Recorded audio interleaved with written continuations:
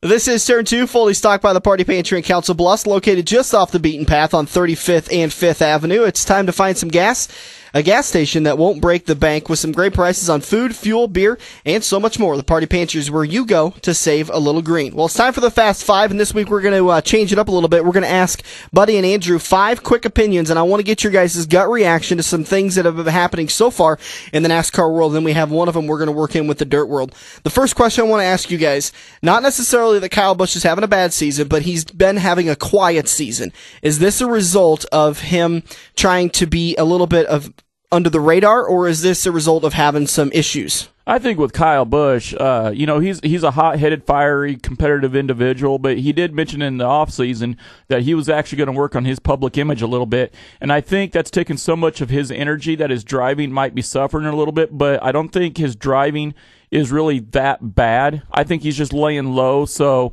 he's showing, that he's trying to make an attempt to come around and be this more polished type of driver that you want to talk to in an interview and not be so hot-headed. He'll be fine at the end of the year. He'll be in the chase. It's still early enough yet. He'll come around, so I think he's just laying low a little bit. My opinion on that one is, he's definitely probably thinking, of course, I got a sponsor I have to keep impressed, and if I lose my sponsor, I could possibly lose my ride the way I act. But I hope he kind of turns it back up to pick up that bad boy swagger that he had, because if you saw, like last year, Tony Stewart basically told Carl Edwards, you're not going to catch me, and he was winning races.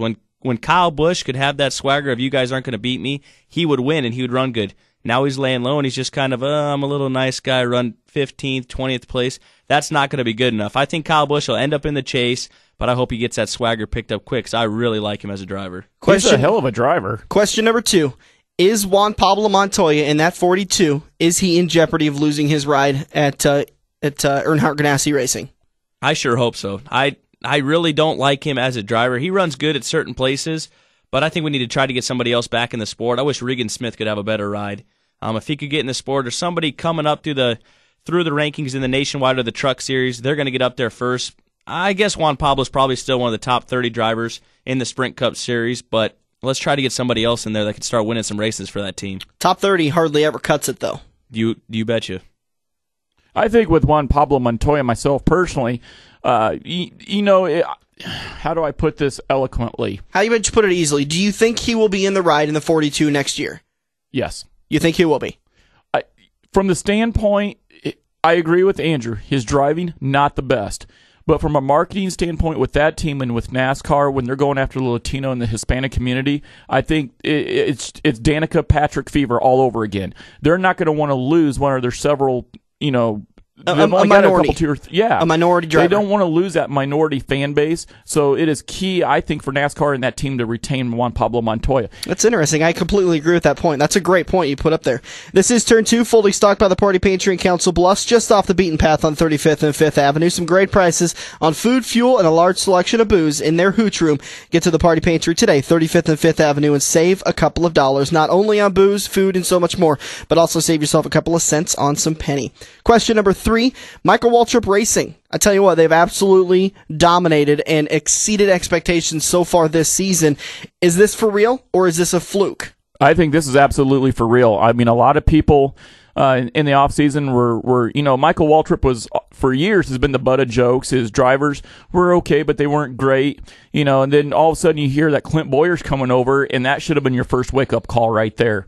Clint Bowyer, I think, is one of the most underrated, not talked about drivers out there. I think he's going to have championships here in the next 4 or 5 years. I think what we're seeing now is a real transgression into a powerhouse of a team in the making right here. Transition into a powerhouse team? Absolutely. Yep. I'd have to agree with that statement right there, too. Bud couldn't put it any better than that. They're really coming around. Clint Bowyer, definitely a dominant racer. Today, he could be a guy to win the show, and every single week he could. I just don't know. He's got Martin Truex on the team. Martin wasn't as good before, but now Martin's looking a lot better. Something changed in the offseason with this team, and they went from not really being relevant and having a tough go of it last season to all of a sudden they've got 2 cars in the top 10.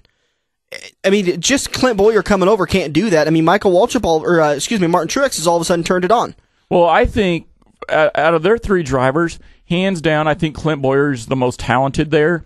But at the same time, the one thing I've seen Clint Bowyer do this year is he's driving, we've talked about it with Biffle. Clint Bowyer's driving more and more aggressive. The race at Martinsville should have been your first indication right there. He's not he's not scared to thread the needle with the car and put it in spots where he probably shouldn't put it. Now there's some bad things that come of that, but when you're driving like that and you got that bad boy image like we just talked about with Kyle Busch, you're gonna get to the top. Well, you've only got the bad boy image when you try to go 3 wide at Martinsville. Question number 4: Will Casey Kane make the chase? You like how I just completely shut you up there?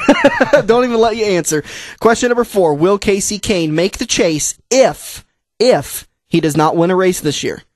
I think Casey Kane has got the ability of making the chase, but he's gonna have to get a little bit more. Will he? Yes. He'll make the chase. Providing he runs consistently. He's going to have top 10 finishes consistently. He can do it without a win. He can do it without a win. Andrew?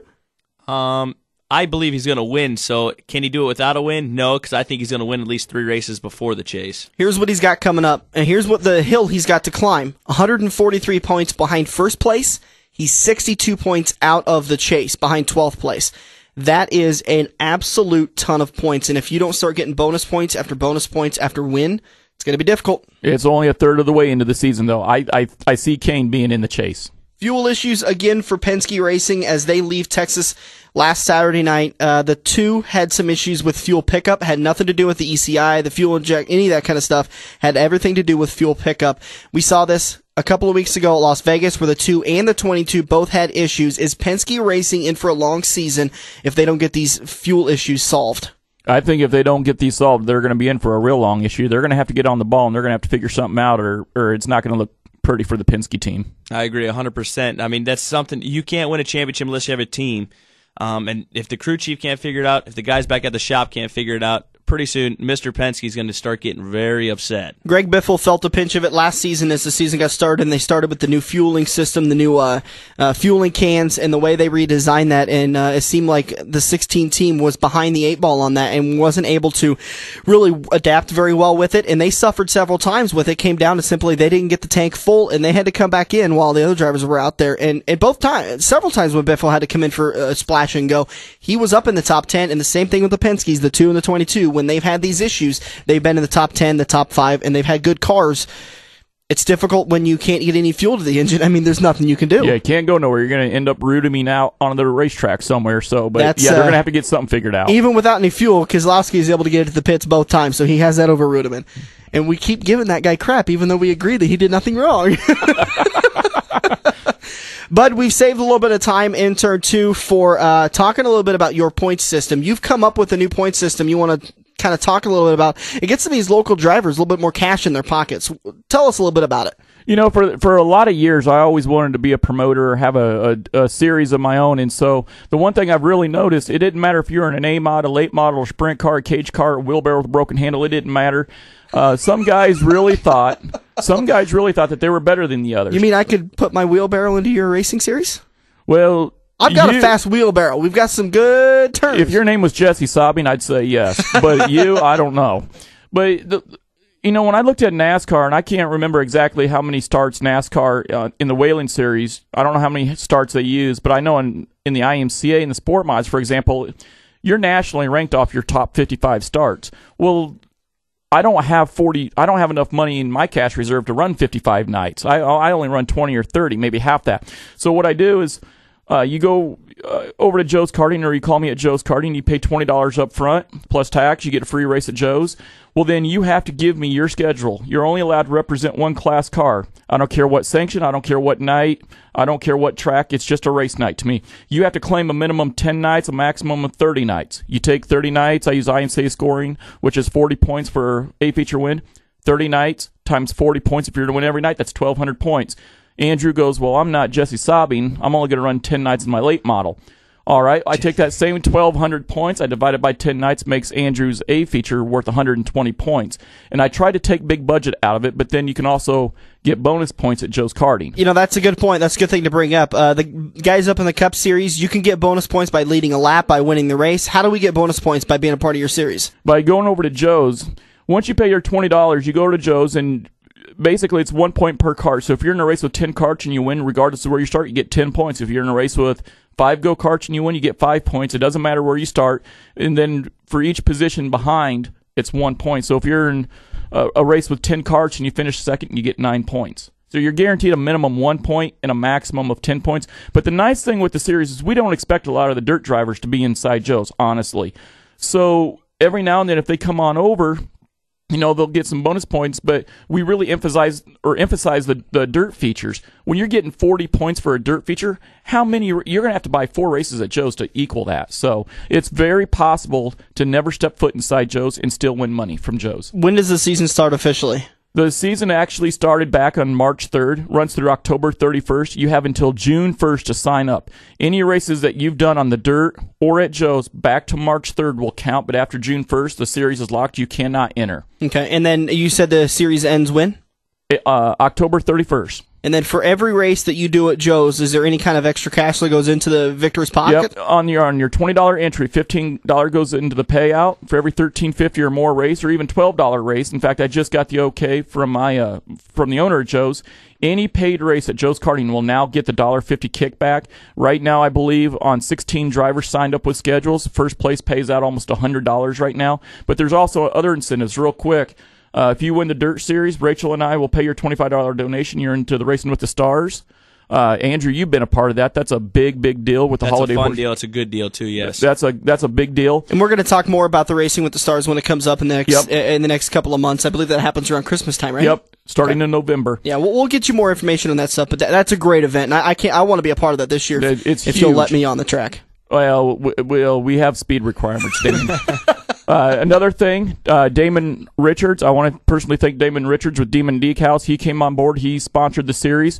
He's going to do 1% off per person that signs up. So right now we're at 16 people. That's 16% off of a wrap or a decal job. He'd like to see 100 people get in it, so somebody's getting a free wrap or a decal. Andrew, just as well as I do, you know how much those things run. And what Damon is going to do is whoever has the most completed dirt nights on their dirt side of the series will get that wrap. If there is a tie, and we will, what we'll do is we'll take the average of who's got the best nightly average finish. Eagle Raceway, September 1st, opening of Joe's. Whoever has the most points between the sport mods, hobby stocks, sprint cars, that person will get a free provisional into their A feature at the 2012 Nebraska Cup. Awesome. So you just pay a $20 pit pass, and you just sit back, drink a Coke, and then fire up your car, go race the A feature. So give me an idea. You're a part of the IMCA point series, correct? Yes, sir. Okay, how much does it cost you to race? Give me a weekly cost and then a rough yearly cost. Ooh, if you were to compare your point system to the IMCA point system. Well, right away, I got to buy a $100 license roughly right up front. Okay. And then I got to go out and have a $10,000 car. And then I got to pay $20 pit pass each night, not counting the fuel to get to the track, which earlier this year on the front stretch, we were all three talking, it's $200 a night. So we have tens of thousands. I'm $20 one time. That's it. So you just come on in. I mean, yeah, you have your $13.50 race, but the nice thing is, if you're running up front, if Andrew comes over and he's kicking butt in the races and he's got, 6-7 races, well, some guys may have to take 20 races. Well, each time those guys are doing the 20 races at Joe's, all they're doing is ultimately padding Andrew's pocket here. So That's cool. That's really cool. Really quickly, buddy, go through some of the details again for me. How do we get a hold of you? How do we sign up? Deadlines, payouts, that kind of stuff. Basically, you can get a hold of me at 712-256-5278, or you can email me at buddyj@joeskarting.com or on Facebook under Joe's Karting. Series is March 3rd through October 31st. 99 or less drivers, top 5 payout, 100 or more, top 10 payout. On your $20 entry, 15 goes to the pot, and then for every paid race you do at Joe's, you earn points, and $1.50 goes back into the pot. Cool. Thanks for letting us in on all that stuff. Hopefully everything goes good for you throughout the season. We'll keep everybody up to date on the front stretch, how that point series is going. We'll kind of update it from week to week. We're about ready to head into turn 3, where we're going to talk with the crowd pleaser himself, Craig Dolansky, who's going to be racing at the World of Outlaws this Friday at Eagle Raceway. Make sure you get your tickets today, and don't forget to head over to the Facebook page. I haven't checked it recently if somebody answered that question yet, but what was the question again? 2008, who won the World of Outlaw Sprint Car A feature at the none other than infamous Eagle Raceway? I have a feeling it's not Andrew Kosiski. I have a feeling that question may be answered next turn. Well, yeah. We'll see. It's not Danica Patrick. Is it? It is not. Nothing's ever Danica Patrick.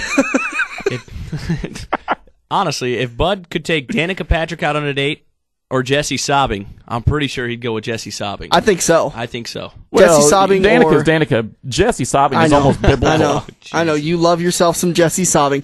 We'll be right back here on the front stretch at AM 590 Omaha's ESPN Radio.